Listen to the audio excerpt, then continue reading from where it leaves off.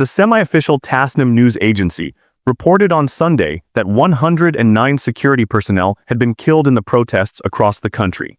Iran's state media says dozens of security forces have been killed during protests in the sanctions-hit country against a severe economic crisis, as the parliament speaker warned the United States and Israel of retaliatory strikes if Washington attacks the Islamic Republic.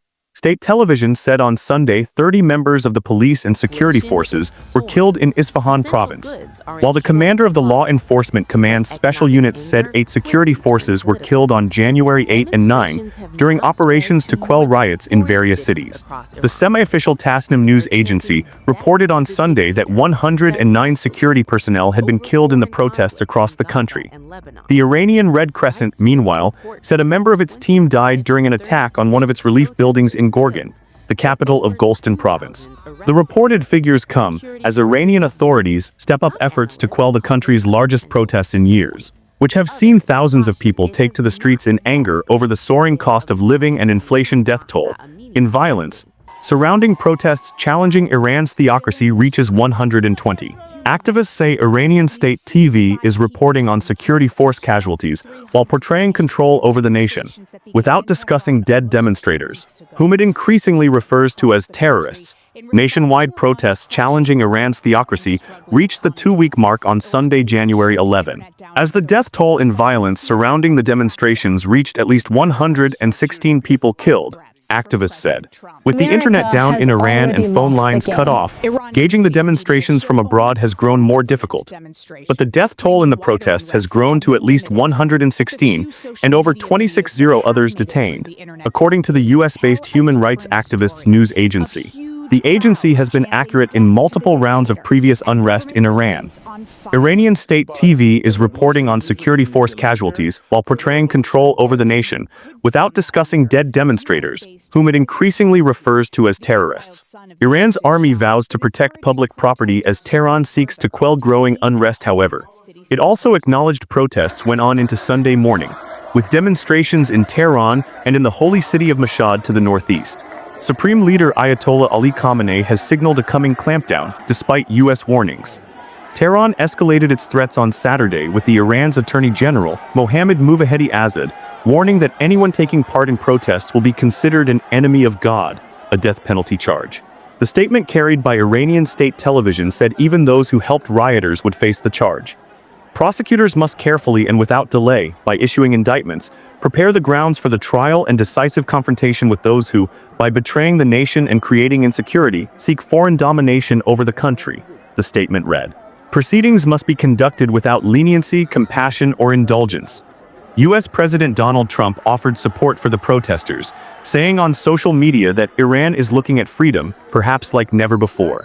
The USA stands ready to help. The New York Times and Wall Street Journal, reporting citing anonymous U.S. officials, said on Saturday night that Mr. Trump had been given military options for a strike on Iran, but hadn't made a final decision. The State Department separately warned, "Do not play games with President Trump. When he says he'll do something, he means it." Saturday marked the start of the work week in Iran, but many schools and universities reportedly held online classes, Iranian state TV reported. Internal Iranian government websites are believed to be functioning. State TV repeatedly played a driving, martial orchestral arrangement from the Epic of Khorramshahr by Iranian composer Majid Entazami, while showing pro-government demonstrations. The song, aired repeatedly during the 12-day war launched by Israel, honors Iran's 1982 liberation of the city of Khorramshahr during the Iran-Iraq War. It has been used in videos of protesting women cutting away their hair to protest the 2022 death of Mahsa Amini as well.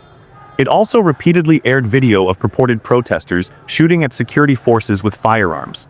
In one online video verified by the Associated Press, protesters demonstrated Friday in northern Tehran's Saadat Abad area with what appeared to be thousands on the street. "Death to Khamenei," a man chanted.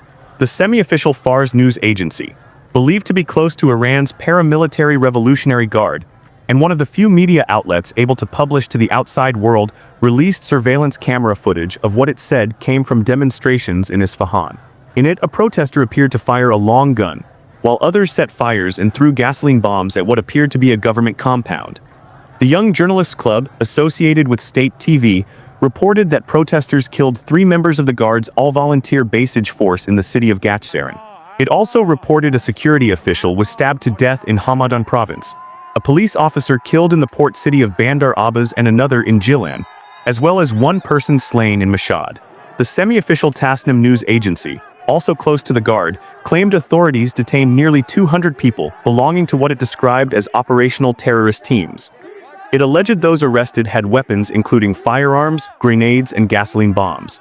State television also aired footage of a funeral service attended by hundreds in Qum, a Shiite seminary city just south of Tehran. Iran's theocracy cut off the nation from the internet and international telephone calls on Thursday, though it allowed some state-owned and semi-official media to publish. Qatar's state-funded Al Jazeera news network reported live from Iran, but they appeared to be the only major foreign outlet able to work.